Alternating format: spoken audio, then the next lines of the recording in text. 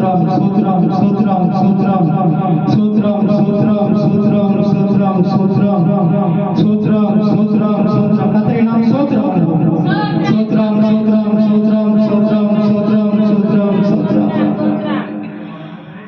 மாயினாயே நீசரே அமரான அன்பின் நாளுமே கல்வாரி சிலுவை மீதிலே காணவே அன்பிலே மாறினாயே நீசரே அமரான அன்பின் நாளுமே கல்வாரி சிலுவை மீதிலே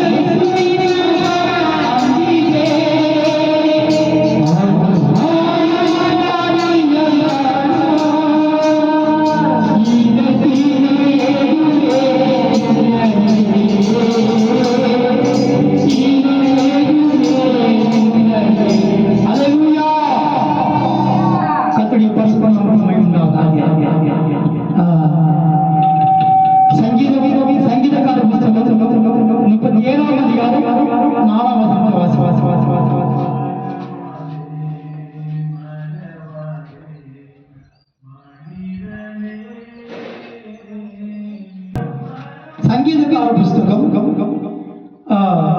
37ஆம் அதிகாரம் 4ஆம் வசனம். கர்த்தரிடத்தில் மனமகிழ்ச்சியாயிரு.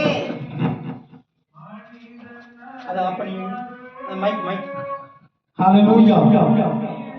தேவனுக்கு மகிமை உண்டாவதாக. கர்த்தரிடத்தில் மனமகிழ்ச்சியாயிரு. அவர் உன் இருதயத்தின் வேண்டுதல்களை உனக்கு அருள் செய்வார். அல்லேலூயா. தேவனுக்கு மகிமை உண்டாவதாக. சங்கீதக்கார புத்தகத்தில் தாவீது ராஜா சொல்கிறார், கர்த்தரிடத்திலே என்ன வரணும்? மனமகிழ்ச்சியாயிரு. முதலாவது மனமகிழ்ச்சியாயிரு என்று சொல்கிறார். அதுக்கப்புறம் என்ன சொல்றாரு? அவர் உன் இருதயத்தின் வேண்டுதல்களை உனக்கு அருள் செய்வார். அவர் உன் இருதயத்தின் வேண்டுதல்களை உனக்கு அருள் செய்வார். இருதயத்தின் வேண்டுதல்களை உனக்கு என்ன செய்வார்? அருள் செய்வார். முதலாவது ஆலோசனை மனமகிழ்ச்சியா இரு. கர்த்தரிடத்தில் மனமகிழ்ச்சியா இரு. அப்போ இருதயத்தின் வேண்டுதல் எத்தனையோ முறை நம்ம என்ன செய்கிறோம்? ஜெபிக்கிறோம், வேண்டிக் கொள்கிறோம். ஜபம், வேண்டுதல், விண்ணப்பம், இப்படின்னு ஜபத்துல பலவிதமான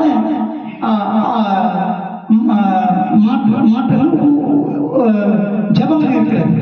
அப்போ அதுல ஆண்டவரிடத்தில் விண்ணப்பம் பண்றது, சோத்திரம்,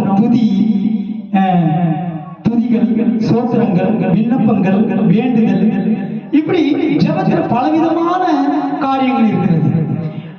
இவைகளில் ஒன்றுதான் உன் வேண்டுதலை அருள் செய்வார். அப்ப மனமகிழ்ச்சி நம்ம விட்டு போகாத இருக்க வேண்டும். மனமகிழ்ச்சி ஏன் இல்லை? சில காரியங்கள் நடக்கல, நம்ம இருதயத்தில் நினைக்கிறது, நம்ம வேண்டிக் கொள்வது, ஜெபிக்கிற காரியங்கள், சில விஷயங்கள் நமக்கு தோல்வியாக முடியும். சில காரியங்கள் தோல்வியா இருக்கிறது. சில விதமான போராட்டங்கள், நஷ்டங்கள். ஒரு வியாபாரத்தை தொடங்கினா அதுல எந்த விதமான லாபம் இல்லை, நஷ்டம் ஏற்படுகிறது. வேலையில நம்மை விட்டு போகிறது. பலவிதமான உலகத்துல சமுதாயத்தில் பிரச்சனை, போராட்டம், சில எதிர்பார்க்கிற காரியங்கள் நடக்காமல் போகிறது. இவைகளெல்லாம் நடக்காமல் போகும் பொழுது நம்ம மன மகிழ்ச்சியை நம்ம இழந்து விடுகிறோம். நம்ம மன அழுத்தங்கள் நமக்கு வரும் பொழுது, துக்கங்கள் வரும் பொழுது, வேதனைகள் நம்மளை சூழ்ந்து கொள்ளும் பொழுது, குடும்ப இப்படிப்பட்ட காரியங்கள் நம்முடைய வாழ்க்கையில சம்பவிக்கிறதான வேலையில நமக்கு மன மகிழ்ச்சி இருக்குமா? நம்ம சில நம்ம தேவன் சில பாதைகளை நம்மை நடத்துவார். அவர் நடத்துகிற பாதைகள் சில சந்தர்ப்பங்கள் நமக்கு கடினமாக இருக்கும். கடினமான பாதையா இருக்கும், நெருக்கமான பாதையா இருக்கும். இவைகளிலிருந்து நம்ம மீண்டு வெளியே வர முடியுமா? அல்லேலூயா. இதிலிருந்து நம்ம மீண்டு வெளியே வர முடியுமா என்ற ஒரு சூழ்நிலைகள் கூட வரும். அப்போ கர்த்தரிடத்தில் நீ மனமகிழ்ச்சியா இரு. அப்பதான் தாவீது சொல்றாரு, நீ மனமகிழ்ச்சி இழந்திருக்கிற, மனமகிழ்ச்சியோட இல்ல, நீ மகிழ்ச்சியா இல்ல, நீ சந்தோஷமா இல்ல, நீ வேதனையோடு இருக்கிறாய், மன அழுத்தத்தோடு இருக்கிறாய், நீ தேவ சமூகத்துல நீ பலவிதமான கஷ்டத்தோட வந்திருக்கிறாய், நிறைய இழப்புகளோட வந்திருக்கிறாய், உன் காரியங்கள் எல்லாம் தோல்வியோடு காணப்படலாம். சில விஷயங்கள் உனக்கு ஏன் நடக்கல, எனக்கு மட்டும் ஏன் இப்படிப்பட்ட பிரச்சனைகள் வருகிறது, இதுல இருந்து எப்படி மீண்டு வெளியே வருவது என்று தெரியாமல் திகைத்துக் கொண்டு அங்கலாய்த்துக் கொண்டு குழப்பத்தோடு கூட நம்ம தேவ சமூகத்தில் வந்திருக்கலாம். ஆனால் தாவீது சொல்கிறார், நீ முதலாவது கர்த்தரிடத்தில் மனமகிழ்ச்சியாயிரு. மனமகிழ்ச்சியா இருக்க வேண்டும் என்றால் ஆண்டவர் இதை செய்வார். ஒரு நாள் நம்மை கைவிட மாட்டார், நம்மை நடத்துவார். அவர் தான் இந்த பாதையில் நம்மை நடத்துகிறார். தேவனுக்கு மகிமை உண்டாவதாக. வேதத்தில் சொல்லப்படுகிறது, கர்த்தர் கட்டளையிடாமல் காரியம் சம்பவிக்கும் என்று சொல்கிறவன் யார்? கர்த்தரே கட்டளையிட்டிருக்கிறார், கர்த்தரே இந்த அனுமதிக்கிறார். இந்த காரியம் நடக்காத, என் வாழ்க்கையில் நடக்காத இருந்தது காரணம் தேவன் அனுமதிக்கிறார். இந்த பாதை தேவனே நடத்துகிற பாதை. இதுல நான் சோர்ந்து போக வேண்டிய அவசியம் இல்லை. நம் மனமகிழ்ச்சி எழுந்திருக்கலாம், துக்கத்தோடு இருக்கலாம், சந்தோஷம் இல்லாமல் இருக்கலாம், வேதனையோடு நாம் தேவ சமூகத்தில் வந்திருக்கலாம். இது நம்ம குடும்ப வாழ்க்கை வேதனையோடு இருக்கலாம். சில காரியங்கள் நம்முடைய வாழ்க்கையில் தோல்வியாய் காணப்படலாம். தாவீது சொல்கிறார், கர்த்தரிடத்தில் மனமகிழ்ச்சியாயிரு. கர்த்தரிடத்தில் யோபு சொல்கிறார், கர்த்தரிடத்தில் நன்மை பெற்றுனால் தீமையே பெறக்கூடாதா? கர்த்தரிடத்தில் நன்மை மட்டும் பெற வேண்டுமா?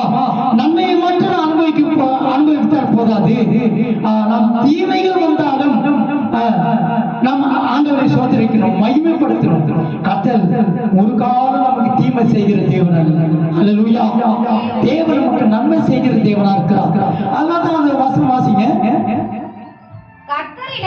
கர்த்தரிடத்தில் மனமகிழ்ச்சியா இரு.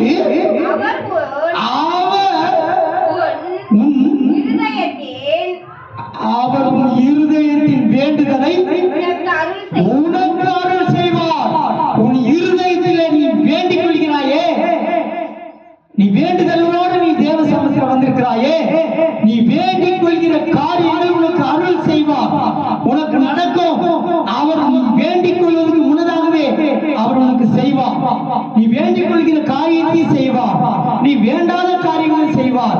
உனக்கு செய்யாமல் அவர் வேற யாருக்கு செய்வார்? உலகத்தில் ஒரு பழமொழி இருக்கிறது, பொருள் இல்லாததற்கு இவ்வுலகம் இல்லை, அருள் இல்லாததற்கு அவ்வுலகம் இல்லை.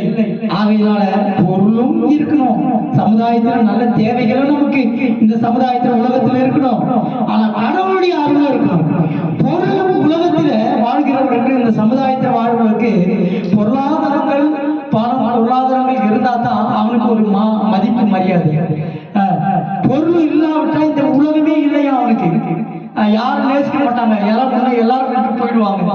இருந்தா தான் உன்னை தேடி வருவாங்க, உன்னை அன்பு கொள்வாங்க, உன்னை நேசிப்பார்கள். பொருள் இல்லாதவருக்கு அவ்வளவு பரிசுத்த நாமத்துக்கு மகிமை உண்டாவதாக. அல்லேலூயா. ஆமா, பொருள் இல்லாதவருக்கு இவ்வளவு இல்லை, அருள். அப்போ அருள் இருந்தாதான் பரலோகத்தினுடைய என்ன செய்வார்? ஆண்டவருடைய அருள் இருக்கணும், ஆசீர்வாதங்கள் இருக்கணும். அருள் இல்லாதவருக்கு அவ்வளவு இல்லையா, பரலோகமே இல்லை, மேலோகம் இல்லை, பரலோகத்தில் மகிழ்ச்சி இல்லை. நீ மகிழ்ச்சியோடு இருக்க வேண்டும். தேவன் காரியங்களை அருள் செய்கிற தேவனா இருக்கிறார். தேவனுக்கு மகிமை உண்டாவதாக. ஆகையினால்தான் இருதயத்தின் வேண்டுதல் உனக்கு அருள் செய்வார். நீ ஜெபிக்கிற காரியங்கள் நடக்கும். உனக்கு நம்பிக்கை இருக்கணும். நீ வேண்டிக் கொள்ள வேண்டும். ஜெபிக்கிற காரியங்கள், நீ வேண்டிக் கொள்கிற காரியங்களை அவர் உனக்கு செய்வார். எனக்கு அவர் செய்வார், என்னை நடத்துவார் என்ற ஒரு நம்பிக்கை நாம் தேவன் நமக்கு இருக்க வேண்டும். தேவனுக்கு மகிமை உண்டாவதாக. ரோமர் 12ஆம் அதிகாரம் 12ஆம் வசனம் வாசிங்க. ரோமர் 12:12.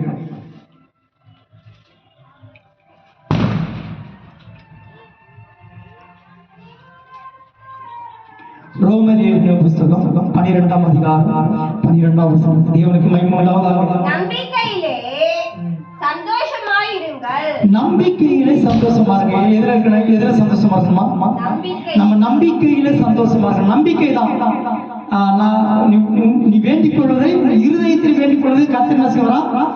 அருள் செய்வார். அப்ப அவர் அருள் செய்யணும்னா, இந்த காரியம் நடக்கணும்னா நீ எந்தெந்த காரியத்துக்காக வேண்டிக் கொள்கிறியோ, உனக்கு என்ன நடக்காத இருக்கிறது அதெல்லாம் நடக்கணும்னு நீ நம்பிக்கை இருக்கணும். நம்பணும். ஆண்ட நான் வேண்டிக் கொள்கிற காரியத்தை கர்த்தர் அருள் செய்வார். இந்த காரியம் நடக்கும், இந்த திருமண காரியம் நடக்கும், இந்த வேலை எனக்கு கிடைக்கும், நான் வேண்டிக் கொள்கிற எல்லா காரியமும் எனக்கு நடக்கும், கர்த்தர் எனக்கு அருள் செய்வார் என்ற ஒரு நம்பிக்கை நமக்கு இருக்க வேண்டும். நம்பிக்கையிலே வாசிங்க. நம்பிக்கையிலே நம்ம சந்தோஷமா இருக்கோம். அந்த சந்தோஷம் தான் தாவீது சொல்கிறார். அந்த வாசிங்க. அந்த மத்திய அந்த சங்கீதக்காரன் என்ன சொல்லப்படுகிறது? கர்த்தரிடத்துல மனமகிழ்ச்சி சந்தோஷம். நீ கர்த்தரிடத்துல மனமகிழ்ச்சியா இரு. வேற யாராவது வேற உலகத்துல காரியம் நடக்கிற உலக பிரகாரமான மகிழ்ச்சி இல்லை. அழிந்து போகிற மகிழ்ச்சி சந்தோஷம் இல்லை. அழியாத மகிழ்ச்சி சந்தோஷம். அழியாதது தேவனுடைய ராஜ்யம், அழியாதது தேவனுடைய ஆசீர்வாதங்கள், அழியாதது தேவனுக்கு செய்கிற நன்மைகள், அழியாதது. இந்த உலகத்திலே அனித்தியமான காரியங்கள் உண்டாகிற சந்தோஷம் இல்லை, அழியாத சந்தோஷம், பரலோகத்தின் சந்தோஷம். அல்லேலூயா. அதுதான் இந்த ரோமர்ல அப்போஸ்தலன் பவுல் சொல்கிறார். வாசிங்க. நம்பிக்கையிலே சந்தோஷமாயிரு. நம்பிக்கை, ஆண்டவர் நான் வேண்டிக் கொள்கிற காரியங்களை ஆண்டவர் எனக்கு செய்வார் என்ற நம்பிக்கை. இது நடக்கும். நான் எந்தெந்த காரியத்துக்காக நான் வேண்டிக் கொள்கிறேனோ அதெல்லாம் நடக்கும் என்ற ஒரு நம்பிக்கை. அல்லேலூயா. எனக்கு ஆண்டவர் எனக்கு செய்வார், எனக்கு நடத்துவார், எனக்கு கிடைக்கும். ஒரு காலம் நான் இந்த காரியத்தில் எனக்கு நடக்காத போகாது, கர்த்தர் எனக்கு செய்யாமல் வேற யாருக்கு செய்ய போகிறார் என்ற ஒரு நம்பிக்கை, அசாத்தியமான நம்பிக்கை. நம்பிக்கையில இருக்கணுமா? நம்பிக்கையில சந்தோஷமா இருக்கணும். எனக்கு தருவார், இந்த வியாதிகள் சுகமாகும். நீ வேண்டிக்கொள்ள ஆண்டவரே, நீ கர்த்தர் பரிகாரியான கர்த்தர், என் தழும்புகளால் குணமானீர்கள். அப்போ ஆண்டவருடைய தழும்புகளால நான் குணமாவே, என் வியாதி சுகமாகும். அவர் பரிகாரியான கர்த்தர், எனக்கு பரம வைத்தியர் என்ற ஒரு நம்பிக்கை உனக்கு இருக்க வேண்டும். நம்பிக்கை தான் உனக்கு சந்தோஷத்தை தரும். நம்பிக்கை தான் உனக்கு விடுதலையை தரும். கர்த்தர் மேல் நம்பிக்கையா இருக்க வேண்டும். கர்த்தர் மேல் நம்பிக்கையாய கர்த்தரை தன் நம்பிக்கையை கொண்டிருக்கிற மனுஷன் பாக்கியவான். நீ கர்த்தர் மேல் நம்பிக்கையோடு இருப்பாய் என்றால் நீ பாக்கியவானாய் இருப்பாய். அது உனக்கு சந்தோஷமாய் இருக்கும். அல்லேலூயா. தேவன் சந்தோஷமாய் நடத்துவார், சந்தோஷமாய் மாற்றுவார். எல்லாம் மாறும். வியாதி படுக்கைகள் மாறும், மரண தருவாய்கள் மாறும், மரண கண்ணிகள் உன்னை விட்டு நீங்கும். கர்த்தர் உனக்கு பரம வைத்தியராய் இருப்பதை நீ அந்த நம்பிக்கையை கொண்டு நீ பரிபூர்ண சுகத்தை, அற்புதத்தை நீ காணலாம். ஆண்டவராகிய இயேசு கிறிஸ்து அவர் அற்புதராய் இருக்கிறார். அந்த நம்பிக்கை நமக்கு இருக்க வேண்டும். தேவனுக்கு மகிமை உண்டாவதாக. நம்பிக்கையிலே சந்தோஷமாகும். நீ உபத்திரவத்தில் என்ன செய்யணும்? உபத்திரவம். கிறிஸ்துவ வாழ்க்கை என்பது நல்ல சொகுசான வாழ்க்கை கிடையாது. கிறிஸ்துவ வாழ்க்கை எப்படி கிடையாது? சொகுசான வாழ்க்கை கிடையாது. இன்னைக்கு அநேகர் என்ன செய்ய, கிறிஸ்துவ வாழ்க்கைனாக்கா நல்ல சொகுசு, நல்ல வசதி, ஆடம்பரம், பாடுகளின் பாதை, நெருக்கத்தின் பாதை, உபத்திரவத்தின் பாதை. ஒரு பாட்டு நம்மை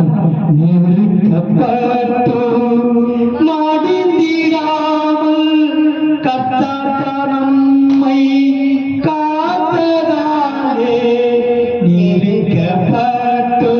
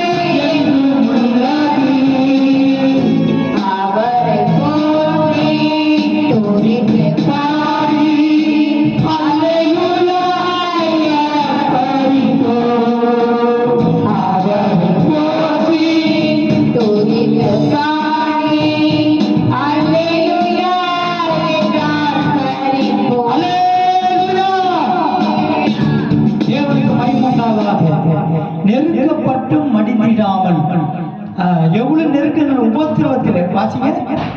உபத்திரவத்திலே உபத்திரவத்திலே பொறுமையாய்.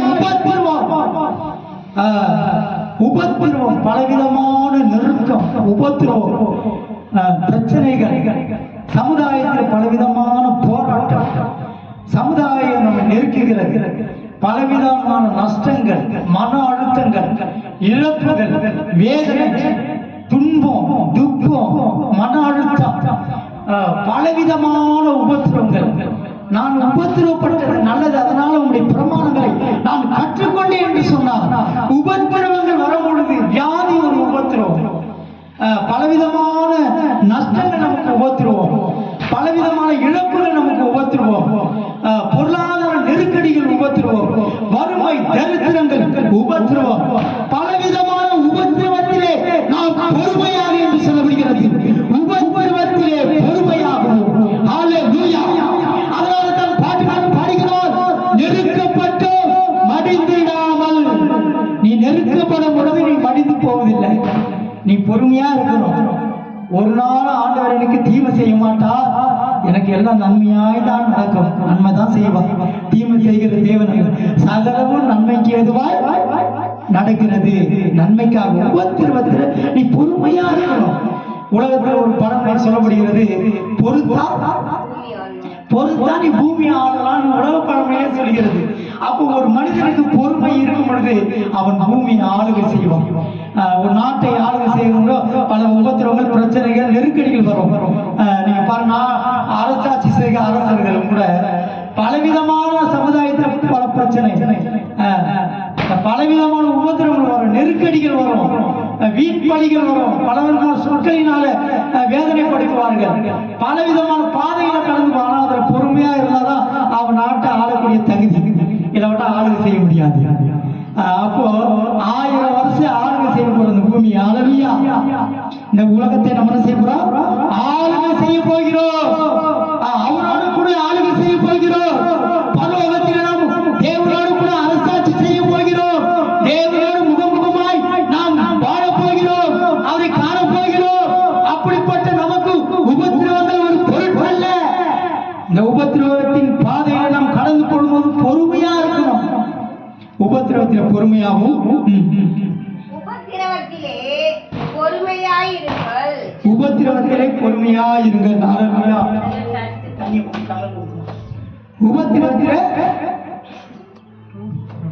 உபத்திரவத்திலே பொறுமையாய்.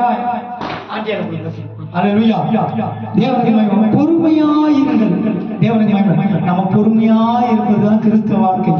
கிறிஸ்துவ வாழ்க்கையில நம்மளை தான் சோதிப்பான், பிசாசு நம்மளை சோதிப்பான். பலவிதமான நெருக்கடிகள் நமக்கு வரும். தேவனுக்கு மகிமை. நெருக்கடிகள் நமக்கு வரும். அவை எல்லாவற்றிலும் பொறுமையா இருக்கணும். பொறுமையை நம்ம இழக்கவே கூடாது. மிகுந்த பொறுமை, நீடிய பொறுமை சொல்லுங்க. நீடிய பொறுமையா இருக்கணும் ஒரு வசனம் சொல்லுங்க. நீடிய பொறுமை, அது கனிகள் இல்லையா? ஆவியின் கனிகளில என்ன பொறுமையா? நீடிய பொறுமை. நீடிய பொறுமையா? நீடிய பொறுமை பொறுமையோட ரொம்ப அவசரப்படாமல், எமோஷன் ஆகாமல், பதறாமல், நிதானமாய், ஒரு நாள் ஆண்டவர் என்னை கைவிட மாட்டார், என்னை விட்டுற மாட்டார், என்னை எப்படியாகிற இந்த பிரச்சனையிலிருந்து, கஷ்டத்திலிருந்து என்னை மீட்டி விடுவார், விடுவிப்பார் என்ற ஒரு நம்பிக்கையோடு ஆண்டவர் முழுமையாய் நம்பி நீடிய பொறுமை, கிறிஸ்துவ வாழ்க்கை நீடிய பொறுமையாக அந்த காரியம் சக்சஸ் நிச்சயமாய் நம்ம விட மாட்டோம். ஹல்லேலூயா. தேவனுக்கு மகிமை உண்டாவதாக. அதுக்கப்புறம் நம்ம பார்க்கிறோம், ஜபத்திலே உறுதியா தரித்திருக்கிறா. அது உபத்திரவத்திலே பொறுமையாயிருங்கள். ஜபத்திலே என்ன செய்யணும்? போதும். ஜபத்திலே உறுதியாய் தரித்திருக்கணுமா? அப்பதான் செய்யலாம். ஜபம், வேண்டுதல், விண்ணப்பம், சோத்திரம், துதி. தேவனுடைய ஜனங்களே, நாம் ஜபம் என்பது நம்ம சோத்திரம், துதிகள் எல்லாவற்றிலும் அடங்கியது. துதிகளிலே வாசம் பண்ணுகிற நம்முடைய ஆண்டவர் கிறிஸ்து. நீங்கள் ஜெபத்தில் உறுதியாக இருக்க வேண்டும். நீங்கள் வேண்டிக் கொள்கிற காரியங்களை கர்த்தர் அருள் செய்வார், அது நடக்கும் என்ற ஒரு நம்பிக்கை. நீ வேண்டிக் கொள்கிற காரியங்கள் நடக்கும். தேவனுக்கு மகிமை உண்டாவதாக. ஜெபத்திலே உறுதியாக இருக்கிறான். நீ ஜெபிக்கணும். ஜெபம் ஜெயமானது. ஜெபத்தை விட்டுவே கூடாது. எந்த நேரத்திலும் ஜெபம். துதிகளின் மத்தியில வாசம் அளிக்கிறவர் அவர் சோத்திரத்தினால் கிருபை பெறுகிறது. அதிகாலையில் என்னை தேடுகிறவர் என்னை கண்டடைவார்கள். இப்படி ஆண்டவரை நாம் தேடக்கூடியவர்களா இருக்கணும். அதிகாலையில் நாம் தேடணும். முழங்கால் படியிட்டு ஜெபிக்கணும். நானும் என் வீட்டாரை வென்றால் கர்த்தரையே சேவிப்போம். நாம் குடும்பமா ஜெபிக்க வேண்டும். ஜெபத்துக்கு பலன் உண்டு. ஜெபத்துக்கு ஜெயம் உண்டு. ஜெபத்துக்கு வல்லமை உண்டு. ஜெபம் இல்லாத வீடு கூடை இல்லாத வீடை போல நம்ம ஜெபம் இல்லாதவளா இருப்போம். கூடை ஒரு கூடை இல்லாத வீடு எப்படி இருக்கும்? எல்லாம் அழிந்து நாசமா போகும். நம்முடைய வாழ்க்கை ஆசீர்வாதமா இருக்க வேண்டும் என்றால் நாம் ஜெபிக்கிற ஜெபமே ஜெயம். ஜெபத்துக்கு பலன் உண்டு. நீங்க ஜெபித்து பாருங்க, அந்த காரியம் சக்சஸ் உடனே நடக்கும். நீங்கள் விசுவாசம் உள்ளவர்களா ஜெபத்திலே எவைகளை கேட்டுக்கொள்வீர்களோ அவைகளை பெற்றுக்கொள்வீர்கள். அழுத்தமா சொல்லுங்கள். முதலாவது விசுவாசம் உள்ளவர்களாய் நீங்க ஜெபத்திலே எவைகளை கேட்பீர்களோ அவைகளை பெற்றுக் கொள்வீர்கள். நம்ம சொந்த முயற்சியிலோ சாமர்த்தியத்திலோ பொருளாதாரத்திலோ சமுதாயத்தின் சப்போர்ட்லயோ நம்ம வசதியிலோ நாம் அதை கேட்டா பெற்றுக்கொள்ள முடியாது. நாம் விசுவாசத்தோட கூட நீ ஜெபித்து பார், நீ கேட்கிற காரியமெல்லாம் கிடைக்கும். அல்லேலூயா. உன் வேண்டுதல் அருள் செய்வார். நீ ஜெபத்தோடு கேட்கணும், நடக்கும். கர்த்தர் செய்வார். நான் விசுவாசித்திருக்கிறவர் இன்னார் என்று அறிந்திருக்கிறேன், அவர் எனக்கு செய்வார். ஒரு பாட்டுக்காரன் பாடுகிறார், நான் விசுவாசிப்போம் இன்னார் என்று அறிவேன், என்னையை படைத்தேன் அவர் கரத்தில். நான் விசுவாசிப்போம் இன்னார் என்று அறிவேன், என்னையை படைத்தேன் அவர் கரத்தில். முடிவு வரை என்னை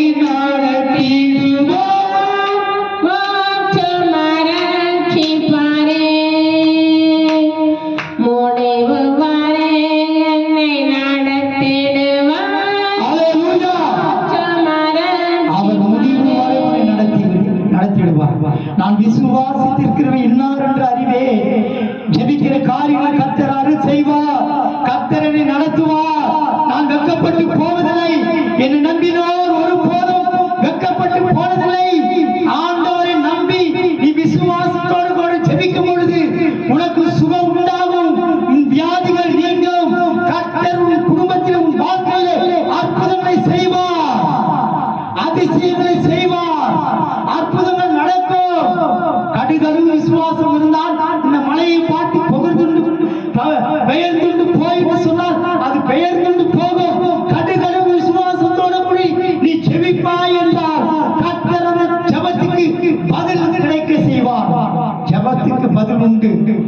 உன் ஜெபங்கள் கேட்கப்படும். தேவனுக்கு மகிமை உண்டாதாக. கர்த்தருக்கு ஸ்தோத்திரம். யோனாவின் தீர்க்கதரிசி புஸ்தகம் 2ஆம் அதிகாரம் 2ஆம் வசனம். 2ஆம் அதிகாரம் 2ஆம் வசனம். யோனா தீர்க்கதரிசி புஸ்தகம் வாசிங்க. ஹalleluya. praise the lord. praise the lord. ஸ்தோத்திரம். யோனாவின் தீர்க்கதரிசி புஸ்தகம் 2ஆம் அதிகாரம் 2ஆம் வசனம் வாசிங்க. ஹalleluya. என் நெருக்கத்தில் நான் கர்த்தரை நோக்கி கூப்பிட்டேன். என் நெருக்கத்தில் நான் கர்த்தரை நோக்கி கூப்பிட்டேன். யோனாவுக்கு என்ன நெருக்கம்? யோனாவுக்கு என்ன நெருக்கம்? மீன் வயித்துல போய் மாட்டிக்கிட்டாரு. அவரு எங்க போய் சொன்னார் ஆண்டவர்? நினிவேக்கு போனா தர்சீசுக்கு போறாரு. யோனா கிட்ட என்ன சொல்றாரு? நினிவே பட்டணம் என்ன செய்யப்பதான்? நினிவே பட்டணம் 40 நாள்ல அழியுமா? என்ன சொன்னாரு? நினிவேவை நான் அழிக்க போகிறேன். அவன் பாவம் செய்து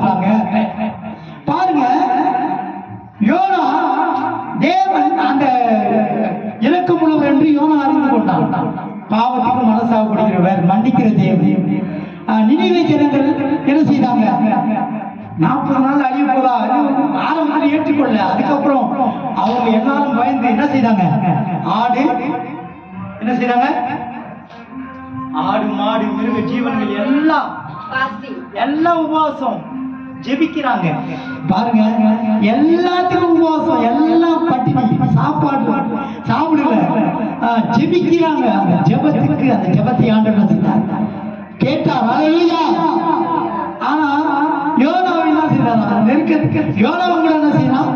இனிமே ஜனங்கள் ஜெபித்து தேவனிடத்துல ஜீவனை பெற்றுக் கொள்கிறார்கள், அழிக்கப்படாமல் பாதுகாக்கப்படுறாங்க. ஆனா யோனா என்ன செய்யறாங்க? என் நெருக்கத்திலே யோனா மீன் வயிற்றுல மீன் விழுங்கும்படியாய் கடலை தூக்கி போடுறாங்க, கொந்தளிப்பு வருது. யோனாவை நிமித்தமாக கடல் கொந்தளிக்கிறது, படகு மூழ்கக்கூடிய நிலைமையில் இருக்கிறது. அருமையான தேவனுடைய ஜனமே, யார் நிமித்தம் இந்த நெருக்கம், யார் நிமித்தம் இந்த அழிவு, யார் நிமித்தம் இப்படிப்பட்ட பிரச்சனை வந்தது என்று எல்லாரும் சீட்டு போட்டு பார்க்கிறாங்க. ஆராய்ந்து பார்க்கும் பொழுது யோனாவை நிமித்தம். யோனா சொல்றாய், என்னாலதான் எல்லாம், என்ன தூக்கி கடல்ல போடுங்க. என்ன நெருக்கம், இப்படிப்பட்ட நெருக்கமான சூழ்நிலையில யோனா என்ன செய்யறான்? என் நெருக்கத்திலே நான் கர்த்தரை நோக்கி கூப்பிட்டேன். அருமையான தேவனுடைய ஜனமே, நீ நெருக்கப்படுகிறாய், நெருக்கமான பாதையை நீ கடந்து போய் கொண்டிருக்கிறாய். உன் நிலைமை ஆண்டவருக்கு தெரியும், ஒருவேளை உன் உறவுகளுக்கு தெரியாது. நீ நெருக்கமான பாதையில போவது, நீ கடினமான பாதையில போவது, நீ கஷ்டத்தில் இருக்கிறது, நீ கடன் பிரச்சனையில் இருக்கிறது, நீ மன அழுத்தத்தோடு இருக்கிறது, நீ கண்ணீரோடு வாழ்ந்து கொண்டிருக்கிறாயே, நீ வியாதியோடு இருக்கிறாயே, நீ பலவிதமான சூழ்நிலையில நீ அமிழ்ந்து கொண்டிருக்கிறாயே, நீ நெருக்கப்பட்டு கொண்டிருக்கிறாய். இந்த நெருக்கமான சூழ்நிலையிலிருந்து யார் என்னை விடுவிக்க கூடும்? இந்த நிலைமை எப்படி மாறும்? இளைப்பாறுதல் இல்லையே, நிம்மதி இல்லையே, தூக்கம் இல்லையே, மன அழுத்தமா இருக்கிறதே, குழப்பமா இருக்கிறதே, குழப்பத்தோடு நீ வாழ்ந்து கொண்டிருக்கிறாய். எப்படி இந்த பிரச்சனையிலிருந்து நான் வெளியே வருது? எப்படி இந்த பிரச்சனையிலிருந்து நான் வெளியே வர முடியும்? என் நிலைமை எப்படி மாறும்? என் கஷ்டங்கள் எப்போ தீரும்? என் கடன் பிரச்சனைகள் எப்படி தீரும்? எனக்கு நெருக்கமா இருக்கிறதே, என்னால வாழ வழியே தெரியலையே, என்னால் வாழ முடியலையே, இந்த வியாதி எப்படி நீங்கும்? இந்த சூழ்நிலை எப்படி மாறும் என்று நீ குழப்பத்தோட கலங்கி கொண்டிருக்கிறாயா? நெருக்கத்திலே நீ கர்த்தரை நோக்கி கூப்பிடு. ஹல்லேலூயா, ஹல்லேலூயா, ஹல்லேலூயா. வேதத்தை வாசிக்க மறுபடியும் மகன் வசனத்தை யோனா சொல்கிறான். யோனா அந்த நெருக்கமான சூழ்நிலையில, அந்த மீன் வயிற்றில அவன் நெருக்கப்பட்டிருக்கிறான். மீன் வயிற்றுல விசாலமா இருக்குமா? நல்ல வசதி இருக்குமா? அங்கே ஒன்னும் வசதியில நெருக்கம். சமுதாயம் நெருக்குகிறது, கடன் தொல்லை நெருக்குகிறது, வியாதி உன்னை நெருக்குகிறது, பிரச்சனை உன்னை நெருக்குகிறது, சமுதாயம் உன்னை நெருக்குகிறது, உறவுகள் உன்னை நெருக்குகிறார்கள், சிநேகிதர்கள் உன்னை நெருக்குகிறார்கள், பலவிதமான நெருக்கம் உன்னை சூழ்ந்திருக்கிறது. வாழ வழி தெரியாமல் நீ திகைத்து கொண்டிருக்கிறாய். ஆனா யோனா என்ன சொல்கிறார்? என் நெருக்கத்தில் நான் கர்த்தரை நோக்கி கூப்பிட்டேன், அவர் எனக்கு உத்தரவு அருளினார். அவர் எனக்கு உத்தரவு அருளினார். அவர் உனக்கு உத்தரவு அருளினார். ஒரு பாட்டுக்காரன் பாடுகிறான். ஆபத்திலும் அவரை நான் நோக்கி கூப்பிடும் வேளையிலும், ஆபத்திலும் அவரை நான் நோக்கி கூப்பிடும் வேளையிலும், என்னை தாக்குவித்து ரட்சிப்பாரே, என்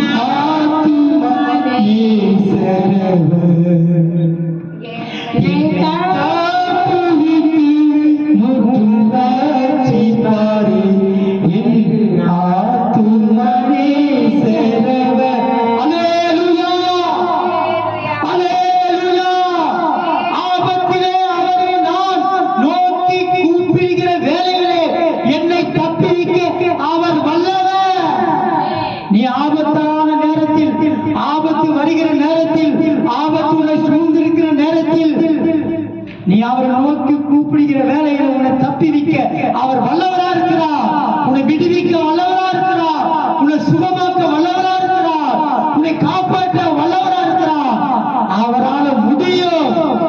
தேவனுக்கு மகிமை உண்டாவதாக. அப்போ அந்த வசனத்தின் ஆபத்திலே, என் நெருக்கத்திலே வாசிங்க. என் நெருக்கத்தில் நான் கர்த்தரை நோக்கி கூப்பிட்டு அவர் எனக்கு உத்தரவு என் நெருக்கத்திலே நான் கர்த்தரை நோக்கி கூப்பிட்டு அவர் எனக்கு உத்தரவு அருளினார். அவர் எனக்கு உத்தரவு அருளினார். உத்தரவு புறப்பட்டது. ஆண்டவருடைய வார்த்தை புறப்பட்டது. ஆண்டவருடைய வார்த்தை உயிர்ப்பிக்கக்கூடியதா இருக்கிறது. அவர் சொன்னால் போதும். அவர் ஒரு வார்த்தை சொன்னால் கடலே இறையாதே அமைதலாயிற்று. உன் வாழ்க்கையில, உன் குடும்பத்தில் ஒரு அமைதல் உண்டாகும், ஒரு இளைப்பாறுதல் உண்டாகும். அவர் உத்தரவு அருளினார். உத்தரவு புறப்பட்டது. உனக்கு அமைதி உண்டாகும், சமாதானம் உண்டாகும், இளைப்பாறுதல் உண்டாகும். அவர் உத்தரவு அருளினார். நீ நெருக்கத்திலே நீ ஆண்டவரை நோக்கி கூப்பிட வேண்டும். மனிதர்களையும் உறவுகளையும் மனுஷர்களையும் நீ நோக்கி கூப்பிட வேண்டாம். யாரையும் நம்ப வேண்டாம். மனுஷனை நம்புவதை பார்க்கிறோம். கர்த்தர் பேர் கற்றுதாய் இருப்பதே நல்லது. மனுஷனை நம்ப வேண்டிய அவசியமில்லை. நீ தேவனை நம்பினால் நீ ஒருபோதும் வெட்கப்பட்டு போவதில்லை. அவரிடத்திலிருந்து உத்தரவு வரும். நீ காத்திரு, பொறுமையா இரு. உபத்திரத்தில் பொறுமையா இரு. ஆண்டவர் அனுமதிக்காமல் ஒன்றுமே நமக்கு சம்பவிக்காது. கர்த்தர் எல்லா சகல நன்மைக்கு ஏதுவாய் நடத்துகிறார். நீ உபத்திரத்தின் பாதையில போவது அவருக்கு தெரியும். நீ நெருக்கத்தின் பாதையிலே போகிறது அவருக்கு தெரியும். உன் குடும்ப சூழ்நிலை தெரியும். உன் பிள்ளைகளுடைய நிலைமை தெரியும். உன் வாழ்க்கையின் நிலைமை தெரியும். ஆண்டவர் ஒருபோதும் கைவிட மாட்டார். அல்லேலூயா, அல்லேலூயா, அல்லேலூயா. நீ போகிற கரடு முரடான பாதைகள் அவருக்கு தெரியும். அல்லேலூயா. தேவனுக்கு மகிமை உண்டாவதாக. 2 ராஜாக்கள் புஸ்தகம் 20ஆம் அதிகாரம் 5ஆம் வசனத்தை வாசி. 2 ராஜாக்கள் புஸ்தகம் 20ஆம் அதிகாரம் 5ஆம் வசனம். நீ திரும்ப போய் என் ஜனத்தின் அதிபதியாகிய எசேக்கியாவை நோக்கி உன் தகப்பனாகிய தாவீதின் தேவனாயிருக்கிற கர்த்தர் சொல்லுகிறது என்னவென்றால் உன் விண்ணப்பத்தை கேட்டு அவங்க என்ன செய்தாரா? மறுபடியும் வசனத்தை வாசிங்க. நீ திரும்பி போய் என் ஜனத்தின் அதிபதியாகிய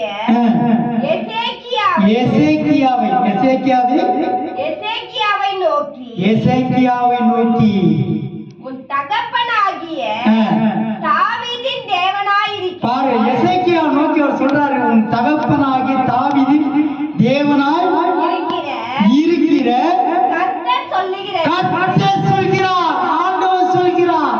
மனுஷன் அல்ல, நான் இல்ல, கர்த்தருடைய ஆவியானவர் சொல்கிறார். கர்த்தர் சொல்கிறார். கர்த்தர் சொல்லுகிறது என்னவென்றால் ஆண்டவராகிய இயேசு கிறிஸ்து நாம் சொல்கிறது என்னவென்றால் உன் விண்ணப்பத்தை கேட்டே, உன் கண்ணீரை கண்டே, உன் விண்ணப்பத்தை கேட்டே. கேட்கப்படுது. ஐயோ, என் ஜபத்து கேட்க மாட்டாரே, என் கூக்குரல கேட்க மாட்டாரே, நான் கஷ்டப்படுறேனே, நான் கண்ணீரோட இருக்கிறேனே, மன அழுத்தத்தில் இருக்கிறேனே, குழப்பத்தில் இருக்கிறேனே, எல்லாம் இழந்துட்டேனே, குடும்பத்துல பிரச்சனையா இருக்கிறதே, எனக்கு எப்படி வாழ்றதுனே தெரியலையே, குடும்பத்துல பல பிரச்சனைகளை நான் சந்திக்கிறேனே, சமுதாயம் என்னை வெறுக்கிறது, சொந்த பந்தங்கள்லாம் என்னை வெறுக்கிறது, எல்லாம் என்னை கைவிட்டு போயிடுச்சு, நான் நிறைய நஷ்டப்பட்டு இருக்கிறேன், எனக்கு வாழவே வழி தெரியல, என் நிலைமை மோசமா இருக்கிறது, என்னால வாழ முடியுமா தெரியலையே, வாழ்வா சாவான்னு இருக்கிறனே, நெருக்கமா இருக்கிறது, என் சூழ்நிலையே சரியில்லையே, குழப்பமா இருக்கிறது, எனக்கு ஆறுதல் படுத்த ஆறுதல் சொல்ல யாருமே இல்லையே. அங்கதான் என்ன சொல்றாரு, வாசிங்க. கர்த்தர் சொல்லுகிறது என்னவென்றால் இந்த சூழ்நிலையை கர்த்தர் அறிந்திருக்கிறார். உன் விண்ணப்பத்தை கேட்டே, உன் கூக்குரலை கேட்டே, உன் அங்கலாய்ப்பை நான் கேட்டேன், உன் அழுகையை நான் காண்கிறேன். நான் உன்னை காண்கிற தேவன், உன் கண்ணீரை துடைக்கிறவர். உங்கள் துக்கம் சந்தோஷமாய் மாறும், உங்கள் கவலைகள் கண்ணீர் எல்லாம் மறைந்துவிடும். உங்கள் துக்கம் சந்தோஷமாய் மாறும், உங்கள் கவலைகள் கண்ணீர் எல்லாம் மறைந்துவிடும். கலங்காதே மகனே, கலங்காதே மகனே, கலங்காதே மகனே, கலங்காதே மகனே. உன் இயேசு கைவிட மாட்டார், நம் இயேசு கைவிட மாட்டார். அல்லேலூயா. உன் விண்ணப்பத்தை கேட்டேன், உன் விண்ணப்பத்தை கேட்டு உன் கண்ணீரை உன் கண்ணீரை கண்டே. இதோ நான் உன்னை குணமாக்குவேன். இதோ நான் உன்னை குணமாக்குவேன், இதோ நான் உன்னை குணமாக்குவேன். உன் விண்ணப்பத்தை கேட்டேன், உன் கண்ணீரை கண்டே. நீ மரணத்துக்கு ஏதுவாயிருக்கிறாய். கர்த்தருடைய வார்த்தை உயிர்ப்பிக்கிற வார்த்தை, குழந்தை எலும்புகளை உயிரடைய செய்கிற தேவன். ஆரோனுடைய கோல் துளித்தது போல உனக்கு ஒரு துளிர்வு உண்டாகும். உயிர்ப்பிக்கிற வல்லமை, அவருடைய வல்லமை, உயிர்ப்பிக்கிற வல்லமை. ஒரு பாட்டுக்காரன் பாடுகிறான், உயிர்ப்பிக்கும் வல்லமையே, நம்மை உயிர்ப்பிக்கும் வல்லமையே, உயிர்ப்பிக்கும் வல்லமையே, உயிர்ப்பிக்கும் வல்லமையே. நிறைவான் ஜீவனிது, ஏதோ மரித்தோரை உயிர்ப்பிக்குமே. நிறைவான் ஜீவனிது, ஏதோ மரித்தோரை உயிர்ப்பிக்குமே. உயிர்ப்பிக்கிற வல்லவர். அவர் தழும்புகளால் குணமானீர்கள். ஒரு பாட்டுக்காரன் பாடுகிறார், அவர் தழும்புகளால் குணமானே, நான் குணமானே, குணமாவே, நான் குணமானே, இயேசுவின் தழும்புகளால். அல்லேலூயா. குணமானே, குணமானே, குணமானே, நான் குணமானே, இயேசுவின் தழும்புகளால், இயேசுவின் தழும்புகளால். அல்லேலூயா. உயிர்ப்பிக்கிற வல்லமை. நான் குணமானே. அந்த வசனம் என்ன சொல்றாரு? உன் விண்ணப்பத்தை கேட்டு கண்ணீரை கண்டு உன் கண்ணீரை கண்டே. இதோ இதோ நான் உன்னை குணமாக்குவேன். இதோ நான் உன்னை குணமாக்குகிறேன். உன் மரணத்துக்கு ஏதுவான வியாதிகளை குணமாக்குகிறேன். எசேக்கியா ராஜாவுக்கு 15 ஆண்டுகளை கூட்டி கொடுத்தார், ஆயுசை கொடுத்தார். அதே தேவன் இந்த நாட்களிலே உன் வியாதிகளிலிருந்து உன்னை சுகமாக்குவார். உன் மரண படுக்கையை ஆண்டவர் மாற்றுவார். அவர் தழும்புகளால் குணமானீர்கள். அவர் காயப்பட்ட கரத்தை நீட்டி தொட்டு சுகமாக்குறார். ஒரு பாட்டுக்காரர் பாடுகிறார், தொட்டு சுகமாக்கும் ஐயா இயேசுவே, நீ தொட்டால் போதும் என் வாழ்க்கை மாறுமே. நீ தொட்டால் போதும் என் வாழ்க்கை மாறுமே, மாறுமே, எல்லாம் மாறுமே. ஆமே, மாறுமே, எல்லாம் மாறுமே. தொட்டு சுகமாக்கும் ஐயா இயேசுவே. அல்லேலூயா. நீ தொட்டால் போதும். ஸ்தோத்திரம். தொட்டு சுகமாக்கும் ஐயா இயேசுவே தொட்டு சுகமாக்குறார். ஒரு அதிபதி சொல்கிறார், ஆண்டவரே நீங்க ஒரு வார்த்தை சொல்லுங்க, என் வேலைக்காரன் சுத்தமாவா. நீங்க ஒரே ஒரு வார்த்தை சொன்னா போதும். வார்த்தைக்கு வல்லமை உண்டு. அவர் வல்லமை உள்ள தேவன், சர்வ வல்லமுள்ளதான தேவன், அவர் சுகமாக்குற தேவன். ஹalleluya. ஹalleluya. ஒரு வார்த்தை சொன்னா போதும், என் வேலைக்காரன் போதும், வேலைக்காரன் சுத்தமாவான். சர்வ வல்லமுள்ளதான தேவன், அவர் உலர்ந்த எலும்புகளை உயிரடைய செய்கிற தேவன். உன் விண்ணப்பத்தை கேட்டேன், உன் கண்ணீரை கண்டேன். அவர் உனக்கு அருள் செய்வார், உன்னை சுகமாக்குவார், உன்னை விடுவிப்பார். அவரால் கூடாத காரியம் ஒன்றுமே இல்லை. இது மனிதர்களால் கூடாதுதான். என் தேவனால் எல்லாம் கூடும். என் தேவனால் எல்லாம் கூடும். என் தேவன் சுகமாக்க கூடும், எனக்கு அருள் செய்ய கூடும், என்னை விடுவிக்க கூடும், என் கண்ணீரை துடைக்க கூடும். அவர் தழும்புகளால் குணமாகவே என் மரண படுக்கையை மாற்றுவார். என் நிலைமைகள் மாறும், என் கடன் பிரச்சனைகள் மாறும், என் வியாதிகள் நீங்கும், என்னை இளைப்பாற செய்வார். என் துக்கங்கள் நீங்கும், என் வேதனைகள் நீங்கும், என்னை இளைப்பாற செய்வார். வருத்தப்பட்டு பாவபாரம் சுமக்கிறவர்கள் எல்லாரும் இயேசுவிடத்தில் வருவீர்கள் என்றால் உனக்கு இளைப்பாறுதலை தேவன் தருவார். இந்த வேலையிலும் கூட கர்த்தருடைய இளைப்பாறுதலை பெற்றுக்கொள்ளும்படியாக, அவருடைய அருளை பெற்றுக்கொள்ளும்படியாக கர்த்தருடைய கரத்தில் நம்மை ஒப்பு கொடுப்போமாக. வேதத்தில் என்ன வாசித்தோம்? உன் இருதயத்தின் வேண்டுதலை உனக்கு அருள் செய்வார். கர்த்தரிடத்தில் மனமகிழ்ச்சியாரு, நீ மகிழ்ச்சியாயிரு. தேசமே பயப்படாத மகிழ்ந்து கலிக்கூறு, தேசமே பயப்படாத மகிழ்ந்து கலிக்கூறு. சேனையின் கர்த்தர் பெரிய காரியங்களை செய்வார், பெரிய காரியங்களை செய்வார்.